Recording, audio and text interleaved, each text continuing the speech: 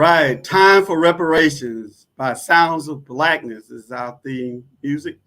Welcome to another episode of the Reparations Now podcast. I'm your host, Brother Jumoke Ifetayo. We have a very good show lined up today. We're going to be catching up and finding out what's been going on in Vermont in terms of reparations. And we have two guests that's going to help us to have that conversation. So we really encourage you to let other people know about this show, to tune in, for you to like, share, subscribe as we build this show. We're broadcasting on the various platforms: Facebook, Instagram, YouTube, Black Talk Radio Network, Time for Awakening Network, and others. And so we're going to give people a little bit of time to come in, and we will get started in just a few. Reparations on my soul.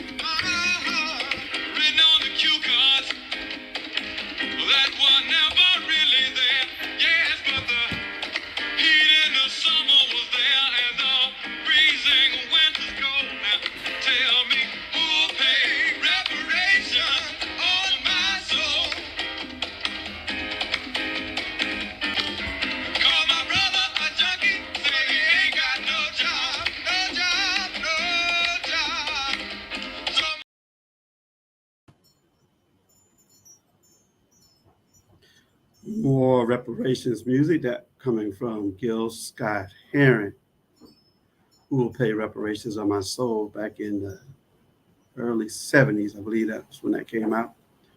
And just, I guess, a little bit of history. Some people know or may not know, we used to do a podcast for 2 years, simply audio on the audio format. We call that show Conversation Reparations. But one of the things that we did is we introduced people to a lot of different reparations music that people hadn't heard because it doesn't get played on the radio.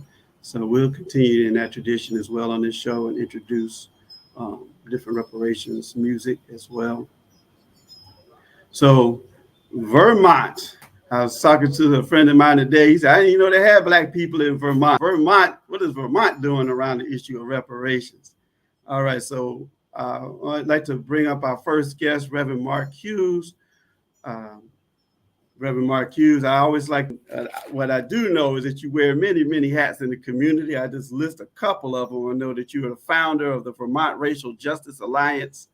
You're a principal with the Vermont Racial Equity Association. And also you work with the Burlington Racial Equity, Inclusion, and Belonging Office, and many, many, many more things. So I'll let you share what you would like people to know about your work in this reparations movement, and particularly also how you came into the reparations movement, how you got connected with the reparations movement. So thank you, Reverend Mark Hughes. Thank you. And Brother Jumoke, it's just such a pleasure to be here with you today. And also I'm actually humbled to be in the presence of the OG and just in doing the work. It's just amazing the more people that I meet and doing the work across the United States, and especially those who've been as impactful as yourself and others, the more encouraged that I am that there's actually hope in the work that we're doing. briefly just about myself, I have no idea what I'm doing over here, quite frankly. Just I think we're just trying to figure it out, and I think that the time that I've been here in Vermont is just started with my professional career, and that was disrupted by God's grace in 2014. And as I just got on a journey,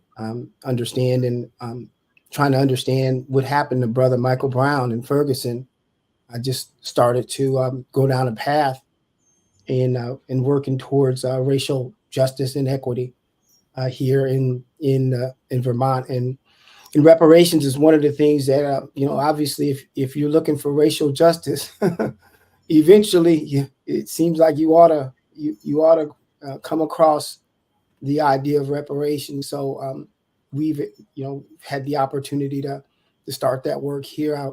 As I said, I'd be brief. I'm just humbled to be in your presence and just to be here on with you. There's a lot of that I could share with you in terms of some of the things that we're doing here to Vermont, but in Vermont rather. But I will just save that for the conversation. But I think the most important thing is just to let you know that I'm honored and humbled to be here, and really more than anything, if there was a plea, I would say that we need you. We need folks like you and those who are doing the work across the network. We invite you into the work that we're doing here in Vermont, and hopefully we'll get to see you face to face as we can get some help and assistance here in doing the work in Vermont. So thank you. Certainly. Thank you for that. Yeah, in the early days, I call it the reparation movement, it was just so few of us, and we were like this little family. But it's so good to know now that it has spread out and other people have just taken it up in their own local area and doing the work. So we salute you, because we can't do everything. We can't be everywhere. And, I've been doing some research about Vermont. Y'all got some victories there. And so we're going to, unpack that as well. So Absolutely. So let's bring in Sister Shanda Williams, who reached out to me. I put a call out there and said, if you want to tell your reparation story and what you're doing, contact me. And she followed up and contacted me. So that's how we're even having this show today. So we thank you, Shanda Williams, and the work that you do. I see you as a creative entrepreneur and working in the area of arts and justice and equity in Vermont, and doing a lot of different, very different creative ways to address this issue of equity in the state of Vermont. So again, likewise, I'm going to ask you just to tell us what you would like us to know about you and how you got connected to the reparations movement.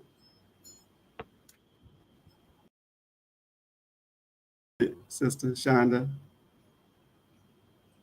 Oh, there I am. So I'm so glad to be here. Thank you, Jay, for having us on. We really appreciate it. And I am a small business owner of SD Communications and Marketing Consulting Group. Originally, I created my company to do just creative event planning.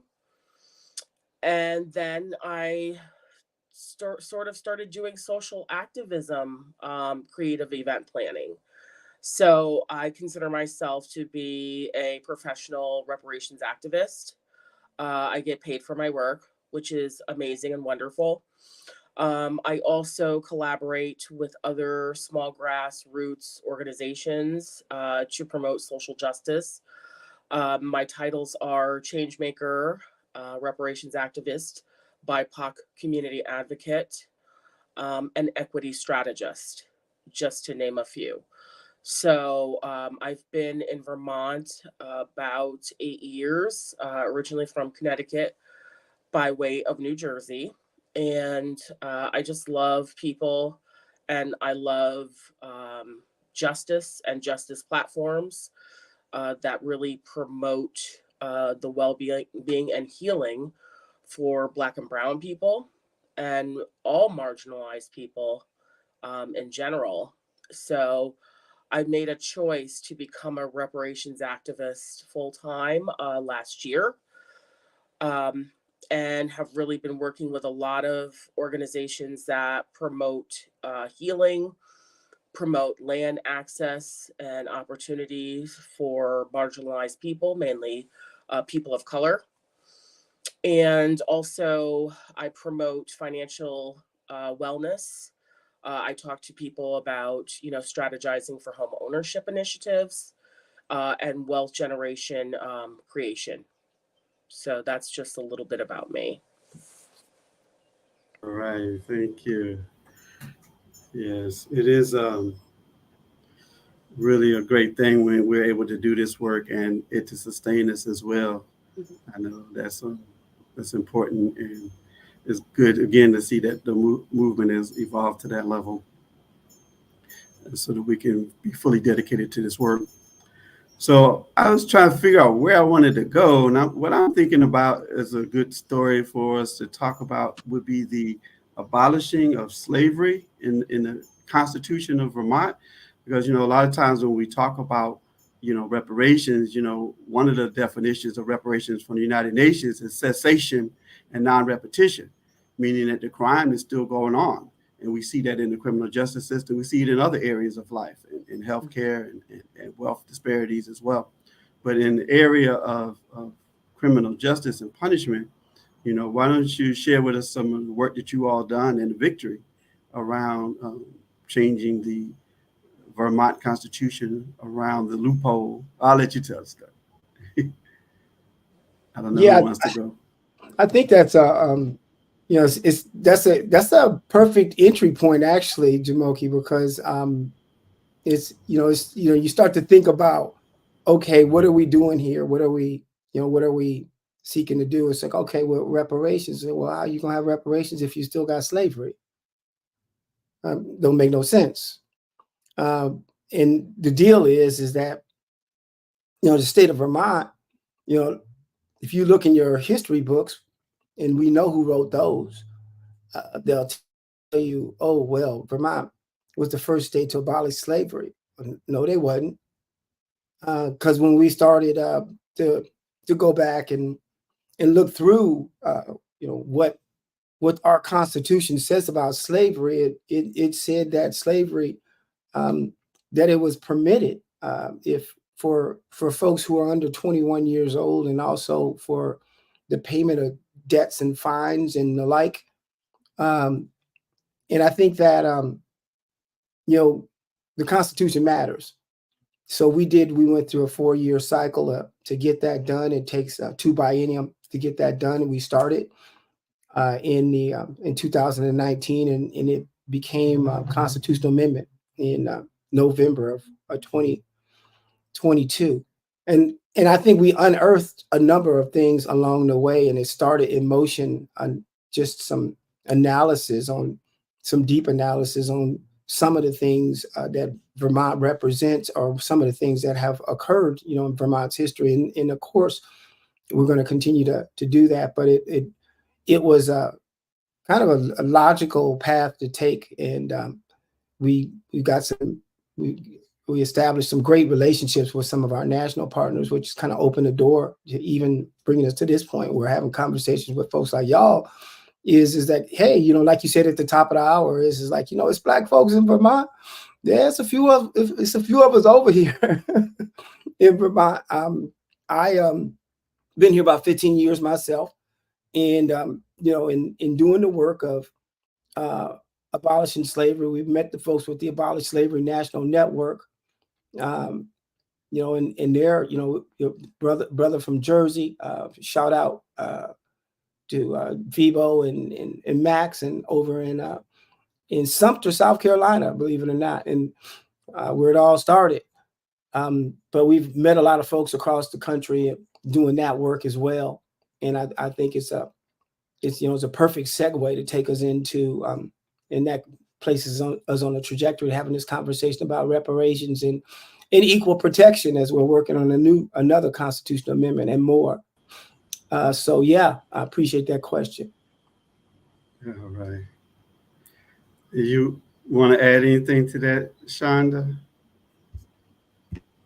Yeah, I just wanted to say, when I first, was introduced to um, the platform of reparations here in Vermont, I was really excited. And I used to go around spouting, "Oh, Vermont was the first to abolish slavery." So I'm really glad that you touched on that, Reverend Mark, because I feel like if we need to ask for reparations, I mean, is slavery really gone? Okay.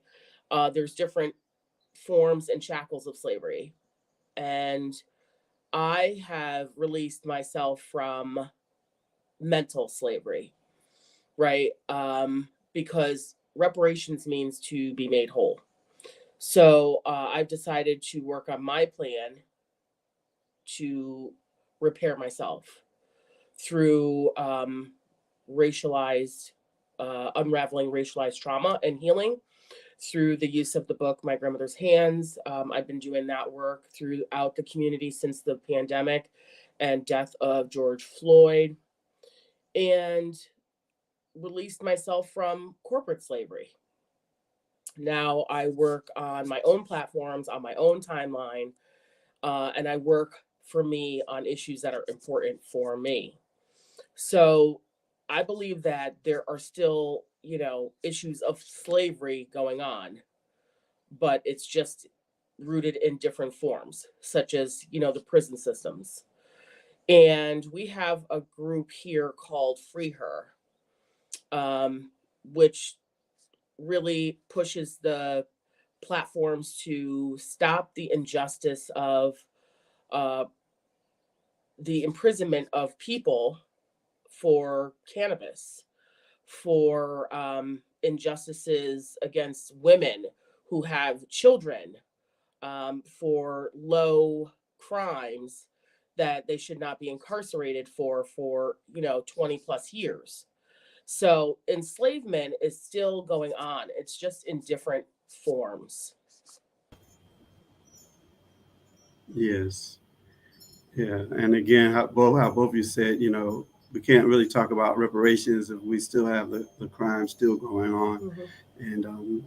And, so, and actually, I think that's a good point. And you kind of began, Shonda, maybe you could continue to edify on what's your definition of reparations.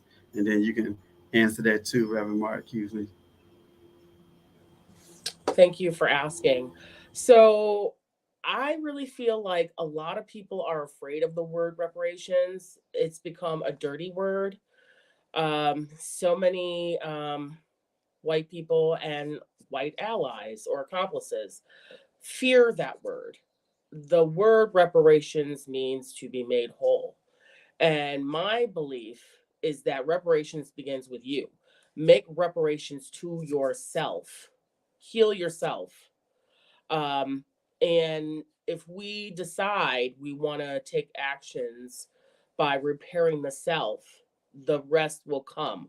We'll be able to join together equitably, without fear, to do the work that's necessary. And that is through the redistribution of wealth. And a while back, the grassroots organizations tried to start that redistribution of wealth. But a lot of people don't feel that Black and Brown people should have equitable distribution of wealth, even though this land is not your land. You know that song that says, "This land is your land, this land is my land"? Well, it's really not. It doesn't belong to you, it never did. So if you have to give it back in order to repair that, then that's something you should really consider doing. And I wouldn't say that we should take it back by force, but there are great organizations such as the Everytown Project. I want to shout out to the Everytown Project because they're actually having different landowners saying, "Hey, we'd like to make this gift. to give you, this building in stewardship to use for Black and Brown people's benefits. And if more organizations and churches that were built on indigenous land that was stolen, and it's so interesting because they use the word out here on unceded, but the word should be stolen. These buildings and things were built on unceded or stolen Abenaki land. That's the indigenous people from Vermont. So we are doing what we can to have those quality conversations, and they're not built on narratives of being perfunctory, because there are people who feel like, okay, we have to have these conversations. You don't have to, but if you want to, nobody's forcing you, twisting your arm, but we want to have a quality conversation. We're not talking just to be talking. This is real. Um, and it needs to be taken seriously. Just like Black Lives Matter. I see white people who are perfunctory, who have signs in their yards. If Black Lives Matter, then make it matter and get in on the conversation. Don't, just talk out both sides of your mouth. Make it matter. Have those conversations if Black Lives Matter. And take some actions. Yes, absolutely. And take some action. It shouldn't just be a lawn sign, a window Right. sign. Make it count. Right. Thank you. Yeah, I agree. I think that one of the things that has been important to me in this work has also been to just to connect. Let's connect the conversation and the work to slavery. So I like to speak in terms of slavery's legacy.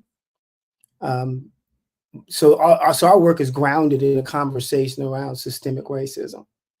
And I think it's just so important to start at the beginning of the conversation as we're doing the work. And one of the definitions, or the definition that we use, there are many, but the definition that we use comes out of Joe Fagan and Kimberly Ducey's Racist America. The book is called Racist America.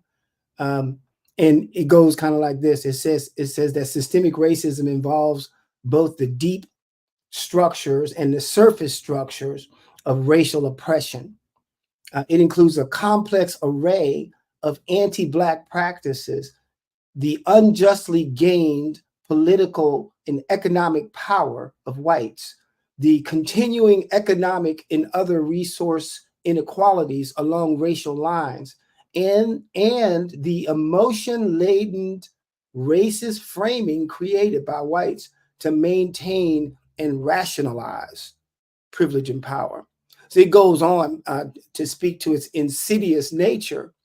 In other words, if systemic racism is anywhere, then it is everywhere.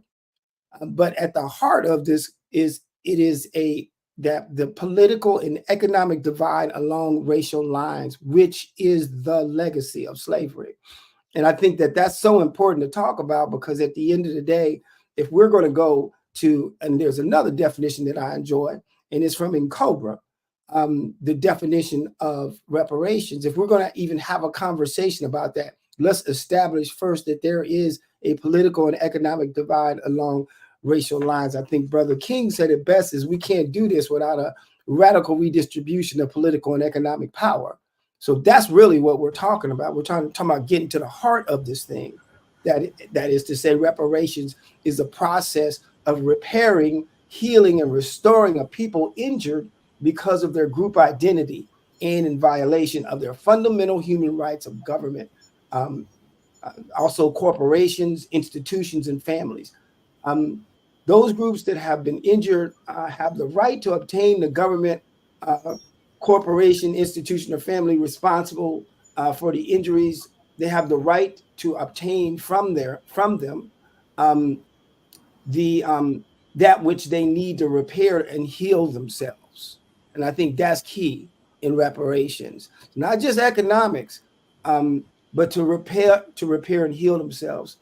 In addition to being a demand for justice, it's a principle of international human rights. And I think at the end of the day, that's what we need to start having these conversations about understanding. Yes, we need to operate within the confines, within the restrictions, if you will, of this thing called law. We hear a lot of conversations about law and order, and this is the law, but we also at the same time we see how with the supermajority conservative Supreme Court right now, they can make so-called law mean almost anything they want it to mean, depending Right. on who gets up on what side of the bed at any given day. But at the end of the day, I think also coming to understand, and I'm going to say it, that civil rights is a false construct. Civil rights is really, if it was a civil right, then they wouldn't have had to keep doing it over and over and over again. I think there are a half a dozen civil rights acts on the books over the course of the history of this nation. We know, many of them from 64 to 65 and 68. Many don't talk about 1871 or 1857, but or 1957. But there are many civil rights acts. But we keep, creating regressive policies and pulling them back and doing them again. But human rights, you can't mess with that. You can't mess with human rights. And what reparations is about, our definition of reparations is rooted and grounded in the basic principle that every single one of us have certain rights that are inalienable by God. We have certain rights that when it comes down to it, it doesn't make any difference what any civil rights law says, whether they're on or off again at any given day. There are certain rights that we have as humans that we need to pay attention to, and this whole business about reparations is acknowledging those rights as humans, acknowledge them. And we could be anybody. We could be red, yellow, green, purple, doesn't make any difference. At the end of the day, like my mama used to say, it don't make no difference who you are. Right is right. So when it comes down to human rights, there is a crime, as the United Nations said, against humanity that has occurred here. And to right this, there's more than an apology. There's something that needs to transpire. There's some healing that needs to happen. And it must be economic, but it also must be social. There needs to be some healing that happens here. And I think that is our definition as we continue to do the work. All right, that was very thorough. You hit on, actually, when you mentioned Martin Luther King, who a lot of people don't know was an advocate for reparations, and we're finding out more and more information about that. But also, toward the end of when you were talking about the United Nations, made me think of Queen Mother Moore and Malcolm X, and getting us to begin to think about, that what happens to us, that we need to frame it in the area of human rights as opposed to civil rights. And so, appreciate that. So, and just one moment, Jay, sure. I'd like to also bring up the Black Panthers. The Black Panthers were really trying to get reparations and liberation, for human rights. And now I find that the Black Panthers are being portrayed as anti-Semitic. Not really sure what's going on now with the movement, but I know at one time they were really trying to establish peace and prosperity for the people, but they were going to defend themselves. And because of the government propaganda plan, they were set up through the media and demonized. So you're talking about the old Black Panther Party? Yes, definitely. Okay. Mm-hmm. Okay. All right. Yeah. All right. Well, let's change gears a little bit. I'm thinking about, and maybe victory is a strong word, but we do know that in Burlington there has been a reparations task force that was created, And so it has, the conversation has been at least elevated and not just elevated, but put into a concrete form. And I know there's still some challenges. I read a report that just came out, I guess it was 2022, so I guess it's 2 years old. But I know that some work has been done around the, looking at reparations from the perspective of Burlington and what, culpability Burlington has as a city to make amends to people of African descent. So I don't know. I think that's a Reverend Mark Hughes question. Yes, indeed. I'm looking at the proposal right now and the resolution right now, and it's it's interesting because what we were doing at that time, and I'm reminded what was going on. Y'all remember what was going on in 2000? We was on lockdown, and Brother Floyd was that it was like right around that time we had this major initiative here in the city of Burlington called Operation Phoenix Rise, and we had a number of demands on the city at the time, and one of them was a reparations task force. And through that request, we essentially mirrored, and I think this is for folks who are out there thinking about, okay, well, we need to do this work, because I really believe that as we do justice, love mercy, walk humbly, as we continue to do this work, as we continue to do the right thing, then I think that it's incredibly important that that this materializes across the nation. Okay, and I remember when it was just we were just talking about just a couple instances where it began to pop up. We were talking about that before we went on air tonight. So anyway, I digress. But the point I was making is just that during that time, we think, well, what if we had one in Burlington? What if we had a task force? And so as a part of some of the work, what we requested, we said, let's start this task force. And what we did was we said, we will, our organization will appoint a member. Why don't, we'll have the mayor appoint a member. We'll have the racial equity, inclusion, belonging folks appoint a member. And I think, there's a couple other members, like the Human Rights Commission appointed a member and so forth.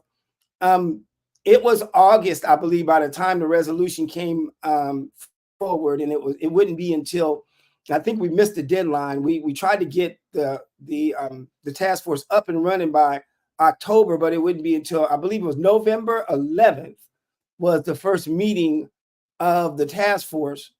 And they have been in existence since then. And there's, I believe personally, and I hope somebody in Burlington and in Vermont's watching this, but I believe personally that the task force has essentially been arrested and it's been politically compromised. There, I said it.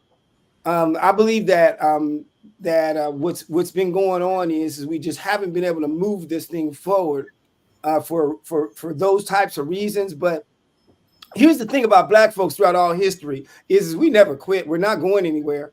So we're going to continue to advocate, to move this thing forward. There are some reports that have come out of it. And quite frankly, there's been some relatively good work. And I think that, honestly, Jumoke, I hope you get a chance to take a look at it, and some of our others, some of the other OGs will get a chance to look at it and come in and talk about it, and we'll get you in front of those folks who are some of the decision makers, and also some folks who are involved in the political and economic piece here. But I just really believe that there was a glimmer of hope where it seemed as though we might be able to get some things done.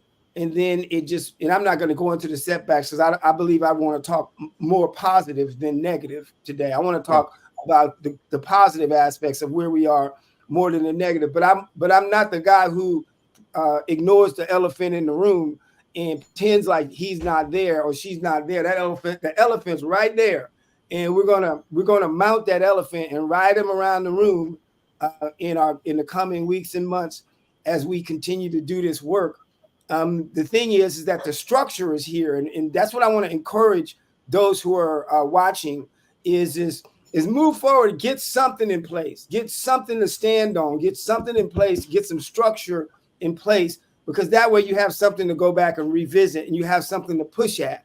And we may not know much, but we know a little bit. So if there's folks across the United States who are doing this work, and you're just interested in how did you get from where you are to from where you were to where you are, or what type of recommendations would you offer us, then please reach out to us directly, because more important than what we're doing here is the work that you're doing there, and the work that we're going to be doing everywhere across the nation. It's more important that everybody starts something than it is that we finish it. So I think that's that's my philosophy. Maybe somebody might prove me wrong, but what I'm suggesting is let's all get to work on this. I think that together, that with the resources that we have in place right now, because who knew that this network existed before all of this started? Who knew that we had so much help that was out there? So I'm excited about that, because I know there's some folks that are going to come up in here and help us take this thing to the next level. And we want to be able to do the same thing to the folks who come after us. So yes, there is a reparations task force in the city of Burlington. And yes, oh, by the way, even though our legislative session just ended with the failure, and I'm going to use the word failure because I'm building on this, the third failure of our attempt to implement reparations at the statewide level. We know at the United States level, we've been at this since 1989, so we're not discouraged, right? And shout out the late John Conyers. So here's the thing: is we're going to continue that as well. So I know we haven't gotten there yet. Maybe I stole your thunder, but that's where we are in Burlington. Thanks for the opportunity. Yeah, I think it's important to be honest and transparent about where we are in the movement. There's a famous saying that we often quote in the movement by Amilcar Cabral. It says, "Tell no lies, claim no easy victories." And we need to study that. All of us can learn from that as these new commissions and task force are coming online in different cities. We need to maybe pause and look at what happened to Burlington, how it just kind of fizzled. I won't say out, but how it fizzled. and because that could be happening in other cities, because all of the cities, there's a lot of cities that have moved since George Floyd was actually the impetus for many of the cities. And every city didn't have the same success as Evanston or Asheville or the state of California. So we need to continue to pay attention to those cities that set up task force and see where they are and see what were the challenges or the drawbacks, and like you said, bring some resources to bear to refire them up, get them back going again, and did you want to add to that, Sister Shanda? Looked like you wanted to say something. Thank you. So we also have what's called the Vermont Truth and Reconciliation Committee. And I just recently joined the committee. I think it's important as an activist to do your best to have your eyes everywhere. I really don't know what Vermont needs from this committee, but I know that it is grant funded for 3 years to compile stories of injustices, to curate an apology from the state of Vermont. Now, I feel like this could possibly be a perfunctory project at the hands of the government to kind of like distract us and keep us busy. You know that you owe an apology to the people. You know that you stole the land. You know that there are systems in place of oppression and racism. You already know these things. So why are we having to set up this committee, that committee, try to get this bill, that bill? I think it's all a big distraction to keep us doing busy work. So I just want to throw that out there, that a lot of these governmental processes is nothing but head spinning busy work for the people to kind of wear themselves out. And with Black and brown people, you can't wear us out. We just keep going. And if we die, we've already trained up the next to go after us, to take on the cause. Yeah. So I really feel like these systems are intended to divide us, continue to distract us. But like the song says, we shall not be moved. We will go forward. We're not going to stop. Ain't no stopping us now. We are on the move, and we're going to keep on moving until we get what we need. And I just feel like with these racial constructs, even if we look at race, it was started by America. No other country in the world has racial identities like we do. And I really feel that we should stop categorizing each other by our skin tone, our ethnicity. What does it matter? What does it matter? Except for the fact that one has more than the other. It's pivotal when talking about wealth generation and systemic constructs of oppression and all of these narratives. So this was an identity started by the Constitution of America, the American Constitution, and it pretty much just started spreading throughout the world.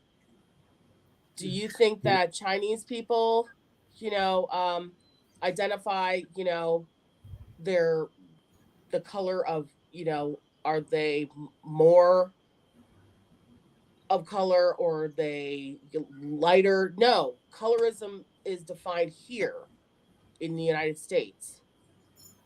But this seems to be normalcy, which it shouldn't be. And that should be the first thing that should be eradicated. Well, I must say that you've opened a whole can of worms with that conversation. Concepts of race, and we had to bring some anthropologists in here. And then there was the recent movie Origins that's out now. I understand, I didn't see it yet, but deals with that whole issue of racism across the planet. But back to the so I will put a pin in that. But back to the issue around the Truth and Reconciliation Commission. I'm glad you kind of see that for what it is. I thought it was interesting when I came across that they were funding it at the level of $700,000 a year. That's what I saw. So but I'm glad you are realistic enough activists to see that they just kind of, using that, like you said, in your words, possibly as a distraction from the reparations conversation. So let's go ahead, because let's go about that. Well, about the Truth and Reconciliation or reparations in Vermont. about what you about your research, because you're a great researcher. I got a lot of admiration for that, and you uncovered something, man, I can't wait till you get here because there's a lot to talk about. But I would just say with that, before we go on, this is just briefly that Shanda, my sister, you're correct. Here's what went down, and I'm glad because I put this up on social media. I dropped the link in Facebook, so it should be able to. It's probably streaming. Somebody's probably watching locally here, which is great because I like to shine a light on everything. But here's what happened is in 2019. We introduced H478, which was modeled after H40. Okay, so we introduced that in the state of Vermont as the first reparations bill ever to be introduced in the state of Vermont. It was in 2019. Now, Madam State Secretary, I hope you're watching, because you were the chair of the Government Operations Committee at the time, and you told me that you couldn't do that because you were concerned about your constituency, which I understand, and I appreciated the transparency. But for what it's worth, that was when you, Madam Secretary, went and talked to who is now the chair of the House General in Housing, as well as Representative Hal Colston and Representative Kevin Coach Christie, and decided that there would be the creation of a Truth and Reconciliation Commission in lieu of the Reparations Task Force. There was no thought of a Truth and Reconciliation Commission before such time as the first reparations bill was introduced, for the record. Okay, so we're going to air that out. We're going to put that out there in front of everybody. And at the time that happened, when we became familiar with the fact that that was going on, and we had a decision to make concerning whether we would reintroduce a reparations bill the following biennium, knowing that the Truth and Reconciliation policy was moving forward, and it was their true intention to do it with intention, as you mentioned, to the tune of $700,000 a year. That's intention.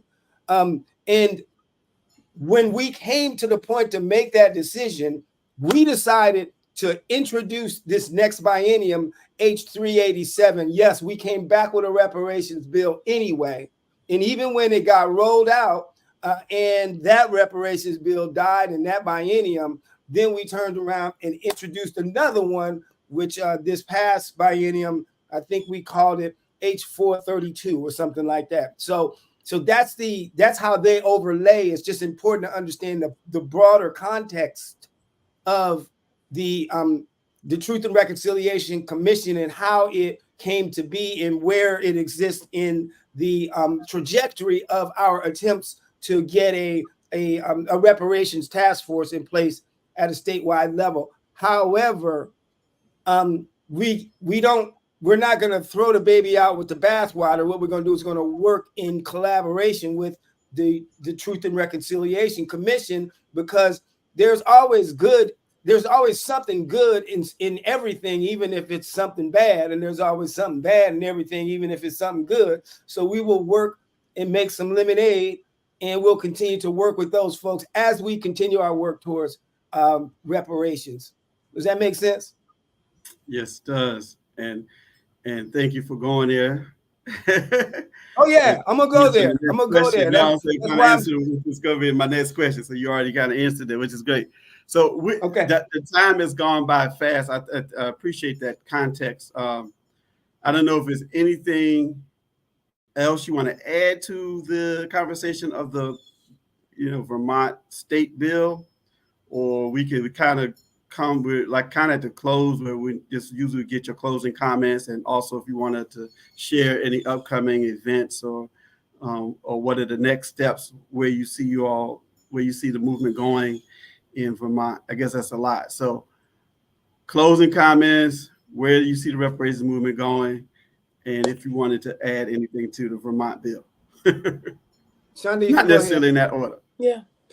So I just want to shout out the organization of the Wheelock Mountain Farm. We have an event coming up in June, but I also want to give a plug to the Montpelier High School, who is doing their annual race against racism. They've been doing this now for 8 years, which is phenomenal. A bunch of children are raising money to help donate to organizations of color to further their platforms. So that's happening at the State House lawn, May 25th at 1 p.m. And then we also have a Run for Osage, Race for Reparations, and that's happening June 23rd, downtown Montpelier. And that is basically to help Brother Mike Africa in Philadelphia buy his property that was stolen from him by eminent domain and the crooked Philadelphia government. So we are helping him to raise money to buy his childhood home and his land back. And that's the MOVE organization? Mike Africa? I believe he's with them. Yes. Okay, great. That's good. That's good work. All right, thank you for that. All right, so you can close us out, Reverend Mark. Amen. The United Nations said uh, this was the 33rd session, agenda item number 9, racism, racial discrimination, xenophobia, and related forms of intolerance, follow-up to the implementation of the Durban Declaration. They said there's a profound need to acknowledge that the transatlantic trade in the Africans, enslavement, colonization, colonialism were a crime against humanity and were among the major sources and manifestations of racism, racial discrimination, Afrophobia, xenophobia, and related intolerance. Then it goes on and says, past injustices and crimes against African Americans need to be addressed with reparatory justice. This is what the United Nations says. They go on to say that the working group encouraged Congress to pass H.R. 40.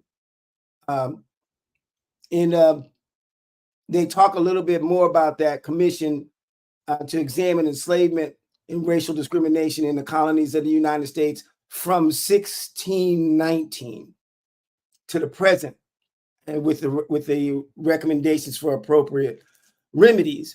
I would just say that in the work that we're doing, reparations is spot on point. It's I think it's at the appropriate longitude and latitude. I think we're going at we're at a good velocity, and I think the altitude that we're at right now is spot on point. We're right over the target, and that's why people get nervous, and that's okay. You can tell when you're over the target, because then they come at you.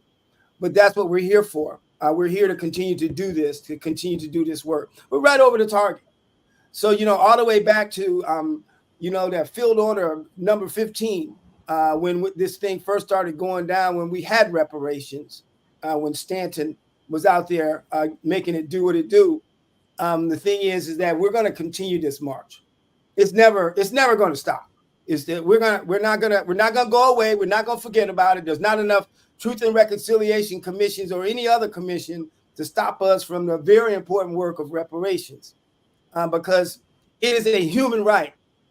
It is what we are owed, and that is what we're here to do, to fight this fight. And that being said, of course, I just want to shout out the full-scale research that's happening on the data front with the qualitative data that we're pulling in together, and also acknowledge the idea that outreach and education is vital in this work that we're doing, which is why we do it every Thursday at 6 p.m. We're always doing some kind of outreach and education. You'll have to run us down to figure out what that looks like at any given time. But also the community engagement and support. Let's not forget that as we engage the community in understanding the work that we're doing, it's also important that we never forget that people need help. There are a lot of people that are out there that are hurting because of pre-existing conditions and current situations as a result of this mess that we're trying to repair right now. There are direct impacts. So people need help. So everybody, not only each one teach one, but everybody got to make sure that everybody has everything that they need. So that's the work that we're doing in communities, constructing new systems and not waiting for the cavalry, because we are the cavalry. Nobody else is coming. So we got to take care of ourselves. And then finally, there's nothing more important than our culture and how we reinforce that. We know Juneteenth is coming up. We're getting ready to have our 6th First African Landing Day, which is rooted in the 1619 story, right here in Intervale, the 4th Saturday of August. So it's going down. We're doing that. So it's things like that. We just got back from the National Museum of African American Culture and History and Culture with a busload of folks. That's the 2nd year we've done that. Let's stay on top of that. That's our rallying point. That's our rallying cry when we come together in our culture. If we lose that, we got nothing. That is our Voltron. That is our power, our culture. That is our power. That's why they're trying to appropriate it and erase it. So I just want to thank you for having us on, Jumoke. I want to thank you for the opportunity. remember, reparations is real, and it's at the heart of all of the work that we're doing. Thanks, and I hope everybody has a great evening. Yes, thank you so much for this Thank platform you. and this time.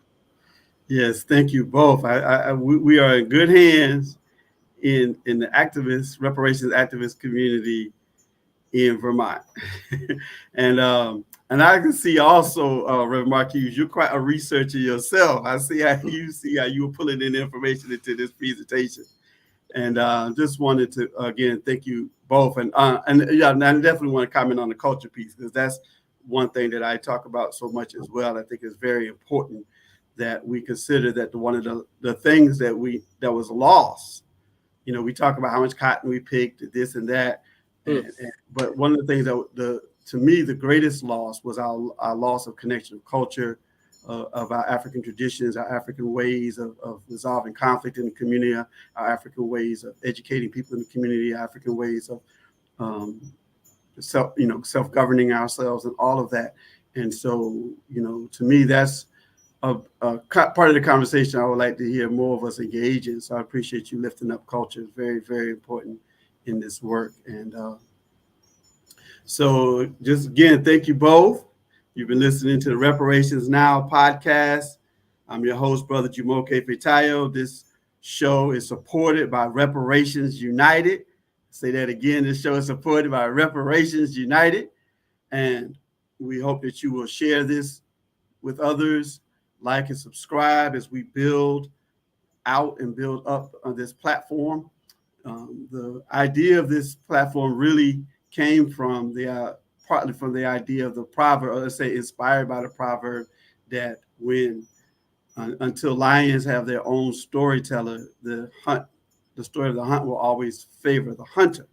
So we are the lions and the lionesses telling our own story in this reparations movement. So people would be able to hear it from us who are doing it.